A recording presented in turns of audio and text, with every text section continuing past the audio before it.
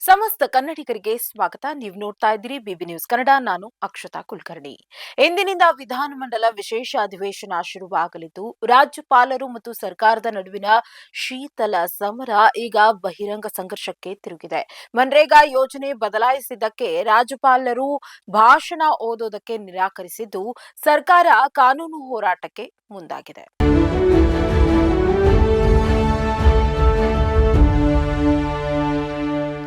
ಇಂದು ಆರಂಭವಾಗಲಿರುವ ವಿಧಾನಮಂಡಲದ ವಿಶೇಷ ಅಧಿವೇಶನದಲ್ಲಿ ಸರ್ಕಾರ ಸಿದ್ಧಪಡಿಸಿದ ಭಾಷಣವನ್ನ ಓದಲು ರಾಜ್ಯಪಾಲರು ನಿರಾಕರಿಸಿದ್ದಾರೆ.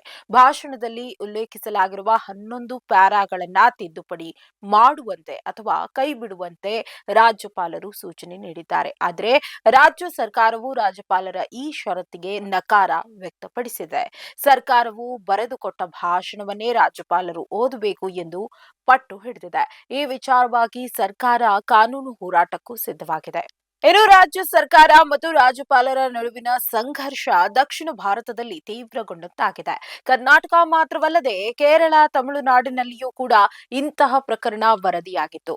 ಕಾನೂನು ತಜ್ಞರ ಪ್ರಕಾರ ರಾಜ್ಯಪಾಲರ ಭಾಷಣವಿಲ್ಲದೆ ವಿಧಾನಸಭೆ ಕಲಾಪಗಳನ್ನು ನಡೆಸಲು ಸಾಧ್ಯವಿಲ್ಲ. ತಮಿಳುನಾಡಿನಲ್ಲಿ ರಾಜ್ಯಪಾಲ ಆರ್.ಎನ್. ರವಿ ರಾಷ್ಟ್ರಗೀತೆಗೆ ಅಗೌರವ ತೋರಲಾಗಿದೆ ಎಂದು ಭಾಷಣ ಮಾಡದೆ ಸದನದಿಂದ ಹೊರನಡೆದಿದ್ರು. ಭಾಷಣದಲ್ಲಿ ಆಧಾರರಹಿತ ಹೇಳಿಕೆಗಳಿವೆ ಎಂದು ಕೂಡ ಆರೋಪಿಸಿದ್ರು. ಕೇರಳದಲ್ಲಿ ಮುಖ್ಯಮಂತ್ರಿ ಪಿಣರಾಯಿ ವಿಜಯನ್ ರಾಜ್ಯಪಾಲರು ಭಾಷಣದ ಕೆಲವು ಅಂಶಗಳನ್ನ ಕೈಬಿಟ್ಟು ಓದಿದ್ದಾರೆ ಎಂದು ದೂರಿದ್ರು. ಸಂವಿಧಾನದ 176ನೇ ವಿಧಿಯ ಅಡಿಯಲ್ಲಿ ರಾಜ್ಯಪಾಲರು ಸರ್ಕಾರ ನೀಡಿದ ಭಾಷಣವನ್ನ ಓದಬೇಕು ಎಂದು ಸ್ಪಷ್ಟಪಡಿಸಲಾಗಿದೆ.